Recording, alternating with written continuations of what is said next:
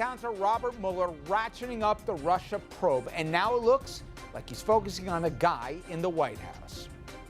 Then our legal panel joins us to look at the dream team of attorneys Mueller's assembling and what they may be digging for. Also, the Republicans' last-ditch efforts to repeal and replace Obamacare. We'll take a look at what's in the plan and its chances of passing.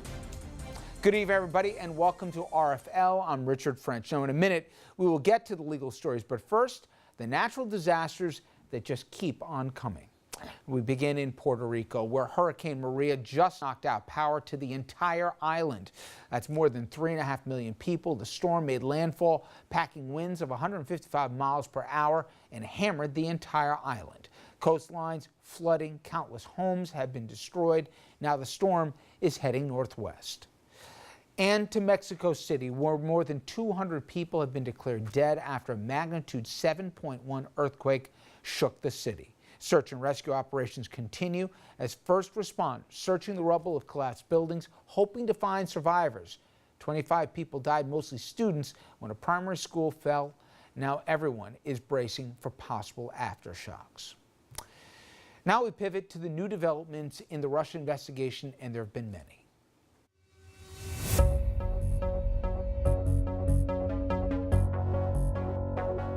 Breaking news from the Times saying that Robert Mueller's office is now scrutinizing President Trump, including his firings of National Security Advisor Michael Flynn and FBI Director James Comey.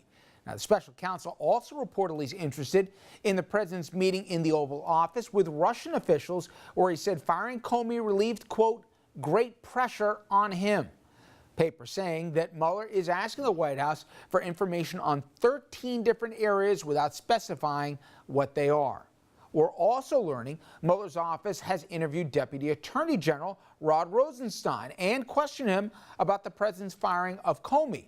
That's notable for a number of reasons, including because Mueller reports to Rosenstein. Now, many people are even questioning whether Rosenstein ought to now recuse himself from the case. Also, CNN reporting that Mueller's team digging into Paul Manafort's business dealings for not just since the campaign and even after the election, but for the better part of a decade, looking for possible crimes going that far and even before. Donald Trump's former campaign manager certainly has become a prime focus of the probe. We're also getting more details of that early morning raid of Manafort's Northern Virginia home. Yesterday, we told you about the FBI picking the lock, then taking binders and documents and copying computer files. Today, we learned the agents, with a no-knock warrant, entered with guns drawn and searched Manafort's wife for weapons. Then there are those wiretaps. The government tapped Manafort not once, but twice. They were done under secret court orders both before and after the election, and it continued into this calendar year, including when Manafort was speaking with the president, some say on a near daily basis. Bill Aronwald joins us to help us sort all this and more out, defense attorney, of course, and former assistant U.S. attorney. We could spend an hour on this, but let's try and get to some of the headlines. And frankly, Bill, there's no kid gloves here. They treated Manafort specifically like he was in the Gambino crime family here, not some white-collar guy. Right. Well, you know, you have to understand that standard operating procedure, if you have a no-knock warrant, the purpose of it is to make sure that once you knock, stuff doesn't get flushed down the toilet or thrown in the fireplace. But whenever you enter a premises pursuant to a search warrant, whether it be a no-knock warrant or otherwise, it is traditional and not at all uncommon for the agents who are executing the warrant to come in prepared to defend themselves, because they don't know what's behind the door. They don't know whether someone is going to be armed, whether their lives are at risk. So it's not unusual for them to come in guns drawn, no matter what the status or stature of the person is that's the object of the search warrant. But clearly, there could have been an approach here. We'll invite these guys to come in with their counsel and everything else. A, that wasn't Mueller's MO here, and B, he got a warrant specifying they thought that there was a real danger that evidence would be destroyed. Yep. He's zeroing in on Mr. Manafort here, and we're talking about money laundering, possible fraud.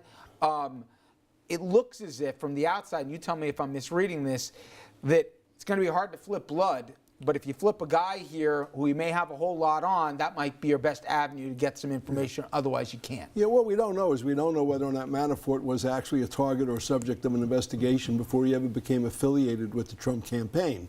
And if he was, and there certainly are some indications he might have been, you know, the investigation would continue even beyond the point when he joins up and becomes an integral part of the Trump campaign.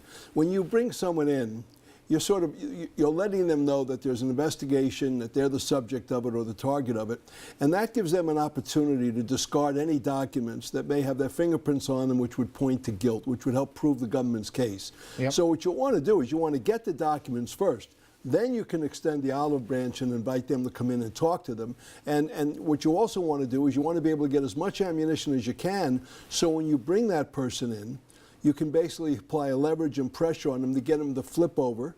Because traditionally, when you're running an investigation, you're always hoping to run up the ladder. You start at this level, you hope that you're going to be able to continue to flip people and then ultimately get to your prize target. You know, there's been no secret since this thing began that Trump was the ultimate target. And so obviously they're looking at Flynn, they're looking at Donald Jr. for his meeting with the Russians, they're looking at Manafort. They're going to look at anybody that's close to Trump to see whether or not that person would be in a position where they could give them information that directly implicates him. So now we pivot to this afternoon, and now they're looking specifically at the White House. And I mentioned among the things the firings of both Flynn as well as Comey, and also the meeting that Trump had with the Russians where he talked about great pressure being relieved with the termination of Comey. I've heard, Bill, that maybe they won't get everything, but it's very unlikely, using history as a precedent, that the White House can claim executive privilege and not turn over anything. Yeah, I mean, I think once the president, exercises executive privilege, then, the focus again is on him. He's going to be the subject of all of the media speculation and public speculation. What has he got to hide? But, that meeting that he had with the Russians was very ill-advised for one specific reason, because the media was excluded from that meeting. But not the Russian media, the Russian journalist. He was the one that got the pictures in the meeting. The American media, U.S. media, they were excluded from the meeting, which doesn't smell right. I mean, why would you have a meeting, be secretive with respect to your media, but with respect to the Russian media, they have access to the meeting? So, I mean, I think the pressure is increasing. Now, we get to the lunch that was or was not intended. And obviously we're talking about some folks that you got Ty Cobb, and then you also got Dowd. Explain real quickly why they're not, they may be on the same team, but they have two different jobs with two different levels of expectations. One's White House counsel here and the other one isn't. Right. But what's really interesting about that is, I know John Dowd, okay, I've known him a long time, but it is so odd that you'd have two lawyers with the experience that these two lawyers have choosing to have lunch in a public setting outside where they're surrounded by other people. In a known power lunch place right next to the Times headquarters in D.C. Right. And they're talking about this investigation and about the White House and about Trump in a voice loud enough that anybody within proximity could hear them. It's now, beyond the optics and the questions about serving your client well by doing all that and privilege, but the other issue is they're talking about documents locked in the safe. Yeah. Don McGahn. Now, I've heard two different things. We spoke yesterday to Riopel, a former federal prosecutor, said, listen, this and CYA going on here. If you know Cobb and the rest, they want to put out the documents. They don't want to be hiding anything. When you got the prosecutors, including Bob Mueller, asking, they put it out there that they're up for disclosure. McGahn's locking them away in some White House safe here. Don't look at us. And think there's a kernel of truth there? Well, yeah, and it also invites a conflict of interest issue, because basically, they're saying that there's documents locked in a safe. Mueller wants to see documents. He's told there are no other documents, but he says, well, wait a minute. There's a conversation between Dowd and Cobb. They're talking about documents in a safe. So now they bring in Cobb or they bring in Dowd to question them as to where they had, what was the source of information that there were documents in the safe, how do they know about it, what type of documents, and all of a sudden now these lawyers are in a position where they could be conflicted out of continuing to represent their client. And believe it or not, of all the developments this week, I've heard folks, and tell me if you agree, they said the biggest one isn't what people are really talking about. It's the Facebook. Because if you think about what Facebook is turning over, some trolls in St. Petersburg or whatever in Russia, Sure, they'll plant false information, but to specifically target specific congressional districts that the campaign of the Trump campaign is targeting themselves for those swing voters, somebody had to give them that information. Right. Now, all of a sudden, you can start connecting the dots potentially. That could be seismic. Yeah, absolutely. There's no question about it. I mean, look, Mueller is a first-class professional, okay? His integrity is beyond question. You know, when he smells the scent, okay, he smells the blood, I mean, there's nothing that he's going to view as an obstacle that he can't overcome. And he's not going to leave any stone unturned. No one is immune. No one is off target for him. He's got his eye on the prize, and that's to complete this investigation so there can be no question left at the end of the investigation as to whether it was thorough or was lacking in thoroughness. You get a whiff, as a guy who's forgotten more than I'll ever know, that he seems to be closing in. On what, we're not sure, but he seems to be closing in. Yeah, I mean, look, there have been rumors all along that, you know, Flynn was being pressured, that Flynn may be talking to the government. You know, Flynn is certainly in a position where he can provide information. You know, and that's the way these investigations work. And, you know, there's ebbs and flows to them. They slow up, and then all of a sudden they pick up steam.